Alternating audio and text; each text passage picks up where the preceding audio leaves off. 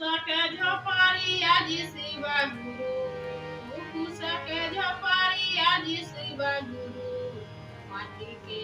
आंगनमा सके जो पारी आज शिवा गुरु